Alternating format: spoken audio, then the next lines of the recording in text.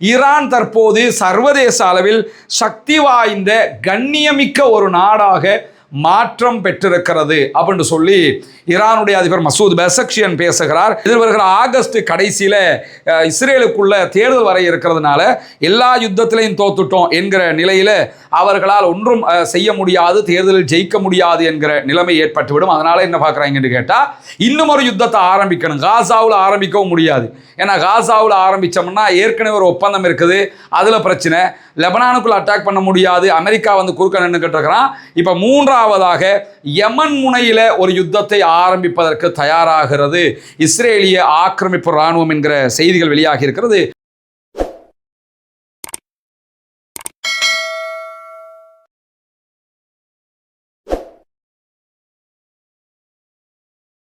அன்பிற்கினிய சகோதர சகோதரிகளே, நம் அனைவர் மீதும் ஏக இறைவனுடைய அமைதியும் கருணையும் உண்டாகட்டுமாக என்கிற உயரிய பிரார்த்தனைகளோடு, நமக்கெல்லாம் தெரியும் மத்திய கிழக்கில் இஸ்ரேலிய ஆக்கிரமிப்பு இராணுவத்தினால் தோற்றுவிக்கப்பட்ட காசா மீதான மாபெரும் யுத்த களம் அங்கிருந்து லெபனான் வரைக்கும் திரும்பி லெபனானில் இருந்து ஈரான் மீதான ஒரு மாபெரும் யுத்தமாக மாறியது. இந்த அத்தனை யுத்தங்களிலேயுமே இஸ்ரேலிய ஆக்கிரமிப்பு இராணுவம் ஒட்டுமொத்தமாக தோல்வி அடைந்தது மட்டுமல்லாமல் உலக வல்லரசாக தங்களை காட்டிக் கொண்டிருந்த அமெரிக்காவையும் யுத்தத்துக்குள்ள இழுத்துவிட்டு அந்த யுத்தத்தில் அமெரிக்காவும் தோல்வி அடைந்து ஒரு சமாதான உடன்படிக்கையை இறுதியிலே ஈரானோடு அவர்கள் செய்து கொள்ளுகிற நிர்பந்தம் ஏற்பட்டிருந்தது. இப்படியான சூழல்ல இன்றைக்கு வெளியாகி இருக்கக்கூடிய மிக முக்கியமான தகவல்களில் ஒன்று என்னன்னா, செவ்வாய்க்கிழமை மாலை ஆகிற போது அமெரிக்காவினுடைய காங்கிரஸில் ஒரு வாக்கெடுப்பு நடத்தப்பட்டது. அமெரிக்காவினுடைய பாராளுமன்ற உறுப்பினர்களுக்கு மத்தியிலே கொண்டு வரப்பட்டிருக்கக்கூடிய வாக்கெடுப்பு அது எதை கோரியது என்று சொன்னால், ஈரானுக்கு எதிரான அமெரிக்காவினுடைய இராணுவ நடவடிக்கையை ஜனாதிபதி டொனால்ட் ட்ரம்ப் உடனடியாக நிறுத்த வேண்டும் என்று சொல்லியும், மீண்டும் ஈரானுக்கு எதிராக தாக்குதல்களை நடத்துவதாக இருந்தால் கண்டிப்பாக பாராளுமன்றத்தின் காங்கிரசினுடைய அனுமதியை பெற வேண்டும் என்பதும் தான் அந்த தீர்மானத்தினுடைய முக்கிய விவகாரமாக இருந்தது. இந்த தீர்மானம் ஆல்ரெடி பிரதிநிதிகள் சபையில் சமர்ப்பிக்கப்பட்டிருந்த நிலையில் அதில் பாஸ் ஆகி இருந்தது. தற்போது மீண்டும் காங்கிரஸில் சமர்ப்பிக்கப்பட்ட போது காங்கிரஸிலும் ஒட்டுமொத்த ஆதரவை பெற்றிருக்கிறது. ஒரு முக்கியமான விவகாரமாக இது காங்கிரசினுடைய அனுமதியை பெற்று வெற்றிகரமாக முடிக்கப்பட்டிருக்கிறது. எனவே அமெரிக்க அதிபர் டொனால்ட் ட்ரம்ப்பை நான் ஈரானை தாக்குவேன்னு இனி வாயில் சொல்லலாமே தவிர திரும்ப அவர் ஈரான் மீதான ஒரு தாக்குதலை நடத்துவதாக இருந்தால் அவர்களுடைய பாராளுமன்றத்தின் அனுமதி கோராமல் நடத்த முடியாது. இதே நேரம் இந்த தீர்மானம் கொண்டு வரப்படுறதுக்கு முன்னாடியே அமெரிக்காவுக்குள்ள அவர்களுடைய எம்பிமாரே செய்த பிரச்சாரங்களுடைய செய்திகளை கூட நம்ம பார்க்க முடியும். எந்த ஒரு இலக்கையுமே ஈரானுக்குள் நம்முடைய இராணுவம் அடையவில்லை என்பதை அவர்கள் அத்தனை பேருமே ஒப்புக்கொள்கிறார்கள். ஈரானுக்குள்ள போகும்போது ஈரானுடைய செறிவூட்டப்பட்ட யுரேனியத்தை நாங்கள் அழிப்போம்ண்டாங்க. அதை அவர்களால் அழிக்க முடியவில்லை. ஈரானுடைய இராணுவத்தை வீழ்த்தி ஈரானுடைய அரசை வீழ்த்தி ஆட்சியை கைப்பற்றுவோம் என்றார்கள். அதையும் அவர்களால் செய்ய முடியாமல் போய்விட்டது. ஈரானுடைய சில தலைவர்களை கொன்றதை தவிர எந்த ஒரு முன்னேற்றமும் அவர்களால் பெற முடியவில்லை என்பதை இன்றைக்கு அமெரிக்காவினுடைய காங்கிரஸே வெளிப்படையாக ஒப்புக்கொண்டிருக்கக்கூடிய செய்தியில தான் இந்த தீர்மானம் வெற்றிகரமாக நிறைவேறி இருக்கிறது. எனவே அமெரிக்க அதிபர் டொனால்ட் ட்ரம்புக்கு ஏற்பட்ட ஒரு பெரிய பின்னடைவாக இந்த பின்னடைவை நம்ம பார்க்க முடிகிற அதே நேரம் இதனுடைய விளைவு எப்படி இருக்கிறது என்று பார்த்தீங்கன்னு சொன்னால், ஆல்ரெடி இஸ்ரேலை உலக அளவில் அத்தனை பேரும் வெறுக்க ஆரம்பித்து விட்டார்கள். யூதர்கள் மேலே அவ்வளவு வெறுப்பு தட்டி கொண்டு இருக்கிறது. காரணம் என்னன்னா, சண்டை பிடிக்காமலே இருக்க மாட்டேங்கிறாங்க, எப்போ பாரு சண்டை பிடிக்கிறாங்க என்று சொல்லி எல்லா நாடுகளிலும் அநியாய யுத்தத்தை இவர்கள் தான் தோற்றுவிக்கிறார்கள் என்கிற நிலைப்பாடு வந்திருக்கக்கூடிய சூழல்ல நவம்பர் மாதங்களில் அமெரிக்காவில் பொது தேர்தல் நடைபெற இருக்கிறது. இந்த தேர்தலுக்கு தயாராகி கொண்டிருக்கிறது அமெரிக்காவினுடைய கட்சிகள். இந்த நிலையில தான் உள்கட்சி தேர்தல்கள் நடைபெறுகிறது. நமக்கு தெரியும், ஆல்ரெடி நியூயார்க்கினுடைய நகர மேயராக ஜஹ்ரான் மம்தானி போட்டியிட்ட நேரத்தில் அமெரிக்க அதிபர் டொனால்ட் ட்ரம்பே அதற்கு எதிராக பல பேச்சுக்களில் கலந்து கொண்டிருந்தார், பிரச்சாரங்களில் கலந்து கொண்டிருந்தார். ஆனாலும் நியூயார்க்கினுடைய மேயராக முதல் இஸ்லாமிய மேயராக, முஸ்லிம் மேயராக ஜஹ்ரான் மம்தானி தேர்வு செய்யப்பட்டிருந்த நிலையில ஜஹ்ரான் மம்தானியினுடைய ஆதரவு பெற்ற பல பேர் தற்போது எதிர்வருகிற பொது தேர்தலில் போட்டியிடுவதற்கான வேட்பாளர் போட்டியில வெற்றி பெற்றிருக்கிறார்கள்.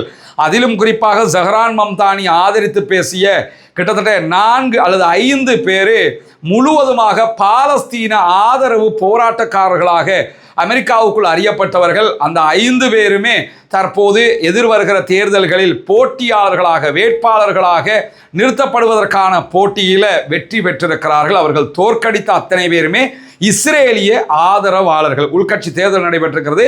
இஸ்ரேலை ஆதரித்தவங்க தோற்றிருக்கிறாங்க. இஸ்ரேலுக்கு எதிராக பாலஸ்தீனத்தை ஆதரித்தவர்கள் ஜெயித்திருக்கிறார்கள் என்பதே யூஎஸ் லாபி, இஸ்ரேலுடைய யூத லாபிக்கள் அமெரிக்காவில் தோல்வி அடைந்திருக்கின்றன என்பதை வெளிப்படையாக காட்டுகிறது. எனவே இந்த தோல்வி அமெரிக்க அதிபர் டொனால்ட் ட்ரம்பினுடைய தேர்தல் தோல்வியாக மாறும் என்பதுதான் தற்போது இருக்கக்கூடிய ஒரு ட்விஸ்டாகவே மாறி இருக்கிறது. இந்த சூழலில் தான் இன்றைக்கு வெளியாகி இருக்கக்கூடிய மிக முக்கியமான செய்திகளில் ஈரானுடைய அதிபர் மசூத் பெசக்ஷியன் ஒரு முக்கியமான ஸ்டேட்மெண்ட்டை வெளியிட்டிருக்கிறார். அதில் அவர் என்ன சொல்றாருன்னு கேட்டால், ஈரான் தற்போது சர்வதேச அளவில் சக்தி வாய்ந்த கண்ணியமிக்க ஒரு நாடாக மாற்றம் பெற்றிருக்கிறது அப்படின்னு சொல்லி ஈரானுடைய அதிபர் மசூத் பெசக்ஷியன் பேசுகிறார். அமெரிக்க இஸ்ரேலிய தாக்குதல்களுக்கு தாக்குதல் நடத்திய 2 நாடுகளுமே கற்பனை கூட செய்து பார்க்க முடியாத அளவுக்கு எங்களுடைய நாட்டின் ஆயுதப்படைகள் பதிலடி தாக்குதல்களை நடத்தி இருந்தது. எனவே எங்களுடைய பதிலடி தாக்குதல்களை அவர்களால் எதிர்கொள்ள முடியாமல் போய்விட்டது. எனவேதான் நாங்கள் மிக பாரிய ஒரு வெற்றியை பெற்றிருக்கிறோம். ஈரான் இப்போது உலகம் முழுவதுமே ஒரு சக்தி வாய்ந்த நாடாக அறியப்படுகிறது. அது உண்மைதானே, யதார்த்தம் தானே. மத்திய கிழக்கினுடைய வல்லரசாகவே மாற்றம் பெற்றிருக்கிறது ஈரான் என்பதை தெளிவான வார்த்தைகளில் சொல்லக்கூடிய மசூத் பெசக்ஷியன் அவங்க ஈரான் கண்ணியமிக்க தேசமாகவும் தற்போது சர்வதேச அளவிலே பார்க்கப்படுகிறது. 3 நாட்களுக்குள்ளாக ஈரானுடைய இஸ்லாமிய குடியரசை அழித்து விடுவோம், எங்களுடைய படைகளை கொண்டு புதிய ஒரு ஆட்சியை நிறுவுவோம் என்று சொல்லிக்கொண்டு உள்ளே வந்தார்கள். உள்ளே வந்தவர்களுக்கு எங்களுடைய ஆயுதப்படைகள் கொடுத்த பதிலடி உச்சமான பதிலடியாக இருந்தது. எதிரிகள் ஒருபோதும் கற்பனை கூட செய்து பார்க்க முடியாத அளவுக்கு ஒரு மாபெரும் வெற்றியை ஈரான் சுவீகரித்திருக்கிறது. எதிரிகளை ஒரு மாபெரும் தோல்விக்கு தள்ளி இருக்கிறது. யுத்தத்தின் தொடக்கத்தில் ஈரான் முழுமையாக சரணடைய போகிறது அப்படின்னு சொல்லி அமெரிக்க அதிபர் சொல்லிக்கொண்டே இருந்தார், எதிர்பார்த்துக்கிட்டே இருந்தார். ஆனால் இப்ப நிலைமை ஈரானோடு அவர்கள் பேச்சுவார்த்தை நடத்தி கொண்டிருக்கிறார்கள் அப்படின்னு சொல்லி ரொம்ப அற்புதமான ஒரு ஸ்டேட்மெண்ட்டாக இந்த ஸ்டேட்மெண்ட்டை அவர் சொல்லி இருக்கிறத நம்ம பார்க்க முடியும். இப்படியான ஒரு நிலையில தான் ஈரானுடைய வெளிவிவகார அமைச்சர் அப்பாஸ் அராக்சியோடு பேசி இருக்கக்கூடிய இத்தாலியினுடைய வெளிவிவகார அமைச்சர் அவர்கள் ஈரானுக்கு எதிரான அமெரிக்க தாக்குதல்களின் போது இத்தாலியில இருந்த எந்த ஒரு இராணுவ தளங்களும் ஈரானை தாக்குவதற்கு பயன்படுத்தப்படவில்லை என்பதை திட்டவட்டமாக சொல்லியிருக்கிறார். ஆல்ரெடி இத்தாலியினுடைய அதிபருக்கும் அமெரிக்க அதிபர் டொனால்ட் ட்ரம்புக்கும் இடையில ஒரு பெரிய இன்டர்னல் வாரே போய்கிட்டு இருக்குது. ஏன்னா இத்தாலி ஆல்ரெடி சொல்லிட்டாங்க, ஈரானை தாக்குறதுக்கு எங்கள் பேஸ் எதையுமே பயன்படுத்தக்கூடாதுன்ட்டாங்க. அந்த கோபத்தில் இருந்தவர் இத்தாலியினுடைய அதிபரை எப்படியாவது கேவலப்படுத்தணும், அசிங்கப்படுத்தணும்னுக்கிட்டு என்ன பண்ணாருன்னா ஒரு ட்விட்டை 2 நாளைக்கு முன்னாடி போட்டுவிட்டாரு அமெரிக்க அதிபர் டொனால்ட் ட்ரம்ப். அதில் என்ன சொல்லிட்டாருன்னா, இத்தாலியினுடைய பிரதமர் அவங்க ஒரு பெண்ணாக இருக்கிறதுனால என்னோட புகைப்படம் எடுக்கிறதுக்கு ரொம்ப ஆசைப்பட்டாங்க, அவங்க என்னோட நின்று ஃபோட்டோ பிடிக்கிறதுக்கு அவங்களுக்கு ரொம்ப ஆர்வம் அப்படின்னெல்லாம் கேவலமாக பேசிட்டாரு. உடனே அதற்கு பதிலளித்திருக்கக்கூடிய இத்தாலி, எந்த விதத்திலும் உங்களோடு புகைப்படம் எடுக்கிற தேவை எனக்கே கிடையாது, எனக்கு இருக்கக்கூடிய மக்கள் செல்வாக்கு என் நாட்டுக்குள்ளே இருக்குது, உங்கள் கூட நான் எதுக்குப்பா ஃபோட்டோ எடுக்கணும்னு சொல்லி பதிலடிய கராராக காரசாரமாக கொடுத்து விட்டார் இத்தாலியினுடைய பிரதம மந்திரியும். இப்படியான ஒரு சூழலில் தான் இத்தாலி மேலே ஏன் அமெரிக்காவுக்கு இவ்வளவு காண்டாக இருக்கிறாங்கன்னு சொல்லி சொன்னால், இந்த யுத்தத்தில் ஈரானை தாக்குவதற்கு இத்தாலி தன்னுடைய எந்த இராணுவ பேஸையும் கொடுக்கல. அதை நினைவூட்டி இருக்கிறார் இத்தாலியினுடைய ஃபாரின் மினிஸ்டர், ஈரானுடைய ஃபாரின் மினிஸ்டர் அப்பாஸ் அராக்சி இடத்துல. எனவே நாங்கள் உங்களுக்கு எதிரானவங்க அல்ல என்பதை சொல்லி இருக்கிற அதே நேரத்தில் ஈரானுக்கு எதிரான அமெரிக்காவினுடைய தாக்குதல்களுக்காக தன்னுடைய விமான தளங்களை பயன்படுத்தியது தொடர்பாக ஆல்ரெடி அமெரிக்கா சொன்னது பொய் என்பதையும் இந்த விவகாரத்திலே அவர்கள் மிக தெளிவாக சொல்லி இருக்கிறத நம்ம பார்க்க முடியும். இப்படியான ஒரு சூழலில் தான் அமெரிக்கா ஈரானுடைய தடுக்கப்பட்டிருக்கக்கூடிய சொத்துக்களை விடுவிக்கும், அந்த சொத்துக்களுக்கு பதிலாக ஈரான் எங்களிடமிருந்து மருந்துகளையும் விவசாய பொருட்களையும் மற்ற தேவைகளையும் பொருளாக வாங்கி கொள்ளும். எனவே நாங்கள் ஈரானுக்கு பணமாக கொடுக்க போறதில்லை அப்படின்னு சொல்லி அமெரிக்க அதிபர் டொனால்ட் ட்ரம்ப் சொல்லியிருந்தார். அந்த கருத்துக்களை இன்றைக்கு ஈரானுடைய பாராளுமன்ற சபாநாயகரும் இந்த பேச்சுவார்த்தைகளில் முன்னணி நபருமாக இருக்கக்கூடிய முகமது பாகர் ஹலீபாப் அவர்கள் வெளிப்படையாகவே மறுத்திருக்கிறார்கள். அந்த சொத்துக்களை எப்படி மீட்க வேண்டும் என்பது எங்களுக்கு தெரியும். ஒருபோதும் அமெரிக்காவிடமிருந்து பொருளாக எங்களுடைய பணத்திற்கு பதிலாக நாங்கள் எதையும் பெற்றுக்கொள்ள மாட்டோம். எங்கள் பணத்தை அவங்க விடுவிக்கணுங்கிறதான் பேச்சுவார்த்தையினுடைய சாராம்சமாக இருக்கிறது என்று சொல்லியிருக்கக்கூடிய அதே நேரத்தில் இன்றைக்கு ஈரானுடைய புரட்சிகர காவலர் பிரிவு IRGC ஒரு அறிக்கையை வெளியிட்டிருக்கிறது. அந்த அறிக்கையில் ஹார்முஸ் ஜலசந்தி வழியாக நாங்கள் சொல்லுகிற பாதையில் மாத்திரம்தான் கப்பல்கள் பயணிக்க வேண்டும், வேறு எந்த ஒரு பாதைகளிலும் கப்பல்கள் பயணிக்கக்கூடாது. அப்படி பயணித்தால் அந்த கப்பல்களுக்கு ஏற்படுகிற விளைவுகளுக்கு ஒருபோதும் ஈரானுடைய புரட்சிகர காவலர் பிரிவோ பொறுப்பேற்காது என்பதையும் இன்றைக்கு அவர்கள் வெளிப்படையாகவே சொல்லி இருக்கிறார்கள். எதுக்காக சொல்கிறாங்கன்னு சொன்னால் நிறைய கன்னி வெடிகள் ஹார்முஸ் முழுவதும் பதிக்கப்பட்டிருக்கிறது.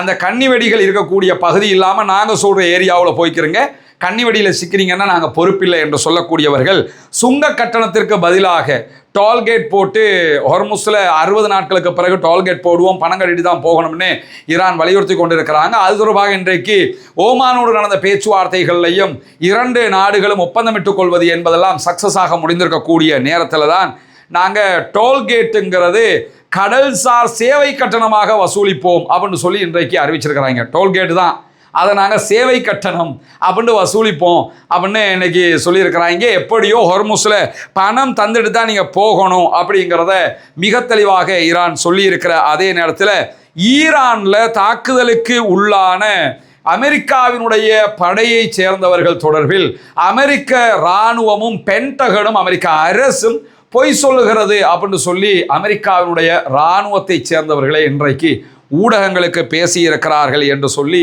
அல் ஜசீரா ஒரு முக்கியமான தலைப்புச் செய்தியை வெளியிட்டிருக்கிறது. அதில் அவங்க சொல்லியிருக்கக்கூடிய செய்திகள் என்ன, ஈரான் மீதான அமெரிக்க இஸ்ரேலிய தாக்குதல்களில் ஒரே நேரத்தில் ஒரு கட்டத்தில் 13 அமெரிக்க ஆக்கிரமிப்பு இராணுவத்தை சேர்ந்தவர்கள் கொல்லப்பட்டார்கள். இதையெல்லாம் ஊடகங்களில் வெளியே வரவிடாமல் மறைச்சிட்டாங்க. அதிலும் தாண்டி நிறைய பேர் காயமடைந்திருக்கிறார்கள்.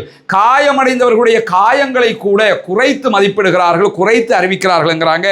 ஒருவருக்கு அமெரிக்காவினுடைய ஆக்கிரமிப்பு இராணுவத்தை சேர்ந்த ஒரு படையை சேர்ந்த ஒருத்தன், அவனுக்கு மூளையில் அதிர்ச்சி, ஏன்னா மூளை அதிர்ச்சி ஏற்படுகிற இந்த யுத்தத்தினால ஒரு நோய் ஏற்பட்டிருக்கிறது தாக்கத்தில். அது மட்டும் இல்லாமல் இந்த யுத்தத்தில் பங்கெடுத்த நேரத்தில் எதிர்த்தரப்பில் ஈரானுடைய அட்டாக் காரணமாக காது கேட்காம போயிருக்கிறது, கண் பார்வை இல்லாமல் போயிருக்கிறது, நுரையீரலில் மிகப்பெரிய பாதிப்பு ஏற்பட்டிருக்கிறது. ஆனால் இப்படியெல்லாம் நடந்திருக்கும் போதும் அவங்க வெளியிட்டிருக்கக்கூடிய அறிவிப்பில் இவருக்கு எந்த விதமான கடுமையான காயங்களும் கிடையாது அப்படின்னு சொல்லி வெளியிட்டிருக்கிறாங்க. இதெல்லாம் சுட்டிக்காட்டு தான் சொல்கிறாங்க.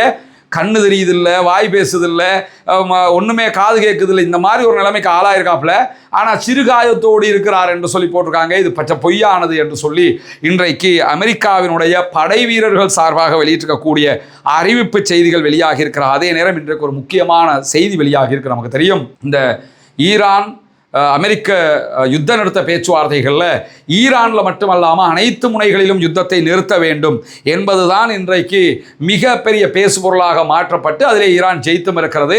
தெற்கு லெபனான் பகுதிகளில் இருந்து இஸ்ரேல் தன்னுடைய படைகளை வாபஸ் பெறப்போகிறது, அதற்கான முனைப்புகள் நடக்கிறது என்கிற செய்திகள் எல்லாம் வெளியாகி இருக்கிறது. இந்த நேரத்தில் எதிர்வருகிற ஆகஸ்ட் கடைசியில் இஸ்ரேலுக்குள்ள தேர்தல் வர இருக்கிறதுனால எல்லா யுத்தத்திலையும் தோத்துட்டோம் என்கிற நிலையில் அவர்களால் ஒன்றும் செய்ய முடியாது, தேர்தலில் ஜெயிக்க முடியாது என்கிற நிலைமை ஏற்பட்டுவிடும். அதனால் என்ன பார்க்குறாங்கன்னு கேட்டால் இன்னும் ஒரு யுத்தத்தை ஆரம்பிக்கணும். காசாவில் ஆரம்பிக்கவும் முடியாது, ஏன்னா காசாவில் ஆரம்பித்தோம்னா ஏற்கனவே ஒரு ஒப்பந்தம் இருக்குது, அதில் பிரச்சனை. லெபனானுக்குள்ள அட்டாக் பண்ண முடியாது, அமெரிக்கா வந்து குறுக்க நின்றுக்கிட்டு இருக்கிறான். இப்போ 3ஆவதாக யமன் முனையில் ஒரு யுத்தத்தை ஆரம்பிப்பதற்கு தயாராகிறது இஸ்ரேலிய ஆக்கிரமிப்பு இராணுவம் என்கிற செய்திகள் வெளியாகி இருக்கிறது.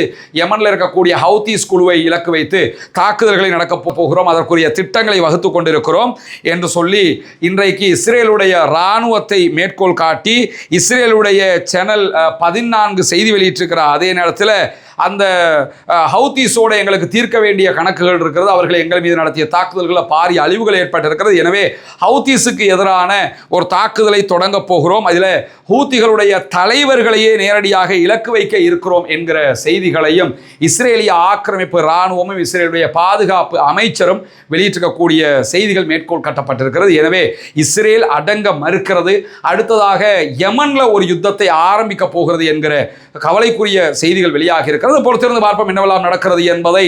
ஆக்கிரமிப்புகள் ஓய வேண்டும், ஆக்கிரமிப்பாளர்களும் ஓய வேண்டும் என்ற உயரிய பிரார்த்தனைகளோடு ஆக்கிரமிப்பாளர்களுக்கு எதிராக தொடர்ந்தும் ஜனநாயக ரீதியாக குரல் எழுப்புவோமாக. வாகிறது அல்ஹம்துலில்லாஹி ரப்பில் ஆலமீன்.